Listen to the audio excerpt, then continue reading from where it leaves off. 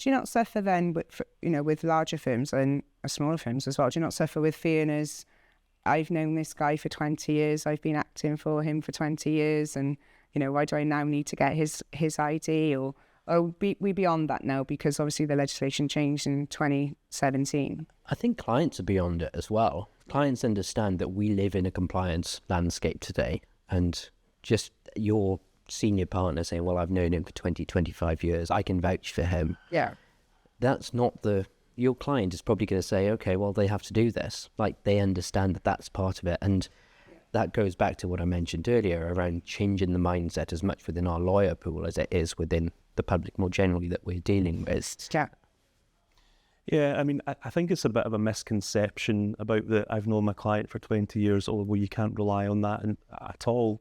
Luke mentioned earlier about the holistic approach, about it's all about knowing your client and understanding who your client is and all that sort of thing. So I think there is absolutely a place for, I've known this guy for 20 years, but I think it just needs to be formalised a little bit to say, well, I have known him for 20 years, but I've never got his copy of his passport. So, okay, let's tick that box and get the passport and, do that bit, but also take it that step further and say, well, actually, tell me a bit about what you've gathered over the 20 years about that person, because so much knowledge resides in solicitors' heads from the relationships that they have. And we talk regularly about, saying, well, if it's not written down, it didn't happen. And that's a bit of a compliance audit, I think it's the same in everything, even in my sector, if there's no notes, it didn't happen. Do you know what I mean?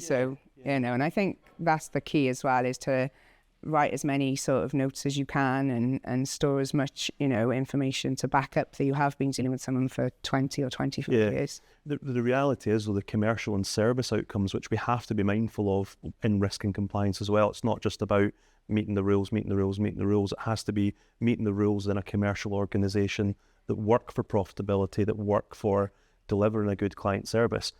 If you tell me what's in your head, it'll probably lead to me not having to get you to ask your client something because you know the answer.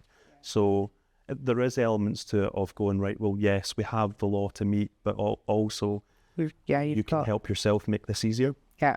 I think a lot of what we do in this space as well is around regulator defensibility. It's understanding that your regulator or your auditor, whatever it might be, is going to come in one day and say, show me what you did. Yeah. And the sooner you get, again, that I've said it multiple times, it's mindset. It's ensuring that people buy into the process. And that's all about building the right firm culture. And that's led from the very top. If you get the right people in place who can garner that passion for actually, it is compliance, but it's just good practice as well. And something is easy to write down. The tools are so easily there nowadays. We've all got phones that have umpteen different dictation tools on them in different ways, and it can write the notes for us. If you're taking 2 minutes aside to do that and put something down on your file, the end product is immensely kind of more powerful. Maybe a little short-term pain, but long-term gain, because like you said, when the regulators come in and then you've got to dig it all out, if it's all there in front of you and you've got everything from the start, then, that's a good place for the regulators to start with you, isn't it?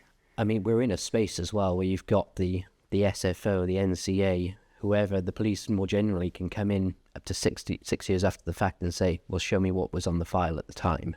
And as awful as it is, there is power in that kind of persuasion tool of saying, well, actually, we've given you the policies, controls and procedures are all there. If you step outside of that, yes, that's slightly on us, but it's far more on you. And that is going to be a lot of pain later down the line for very little gain in the position right now.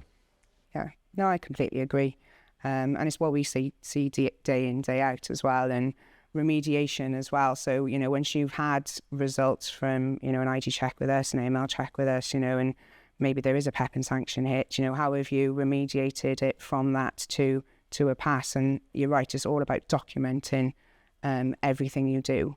And talking about documentation, I suppose source of funds is the next bit of documentation that you guys need to collect after running the ID check, or maybe before.